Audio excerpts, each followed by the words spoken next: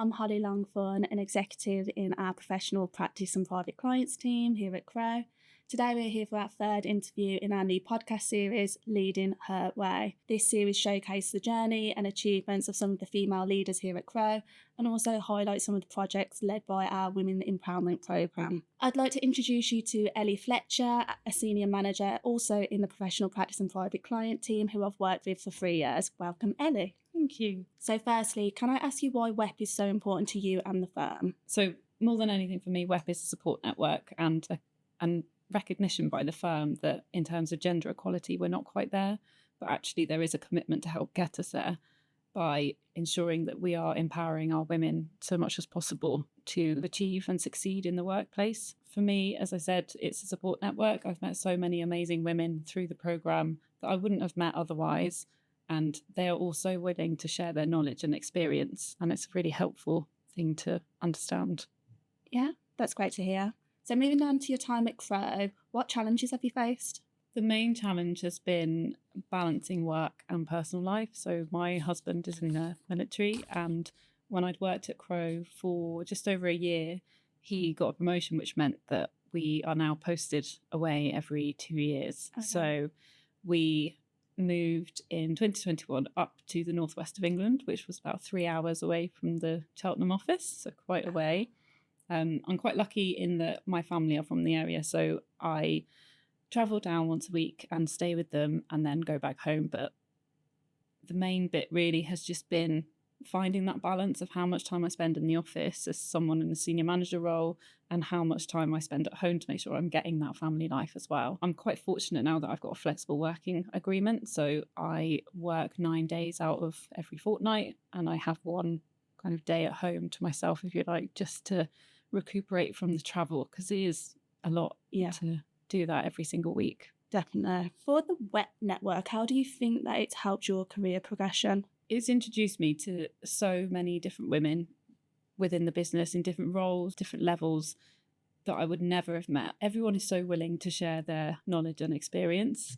So you just feel like you've always got somewhere to go if you need some advice. One of the things that we did last year was I was part of a course, and that was brilliant in terms of equipping you with skills that probably you haven't really thought about. So making sure that you're having courageous conversations, that you are in charge of your own career as well. That's really helpful. There was a peer group set up with myself and probably 5 or 6 other women from the regions, all different levels, and we meet every quarter just to discuss any issues that we're facing.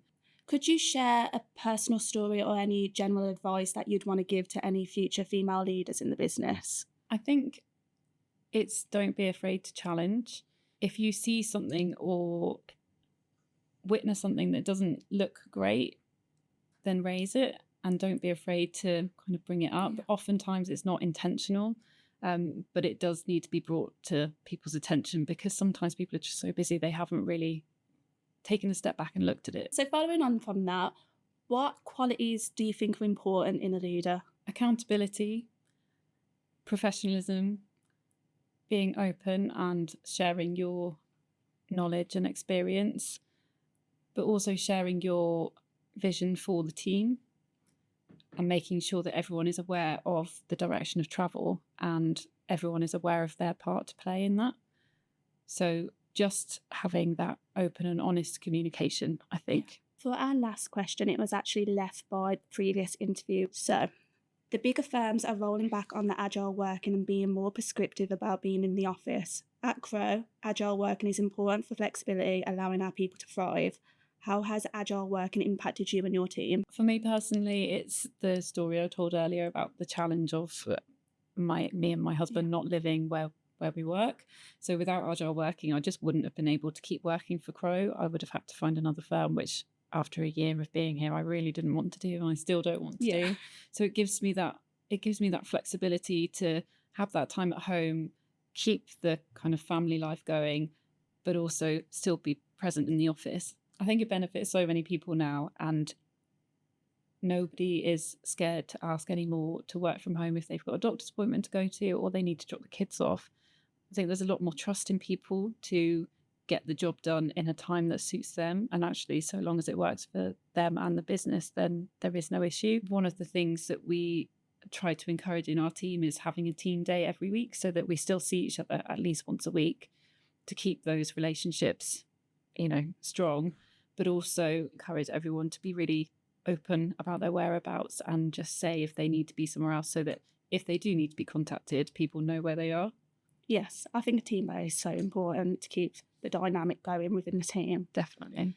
So what question would you like to leave for the next guest? My question is, what is the one piece of advice you've received which you think someone would find useful as they progress through their career? That's a great question. I can't wait to see what she says. So that's all we've got time for today. Thanks, Ellie. Thanks, Ollie. Thanks for joining us. Look out for the next instalment in Leading Her Way.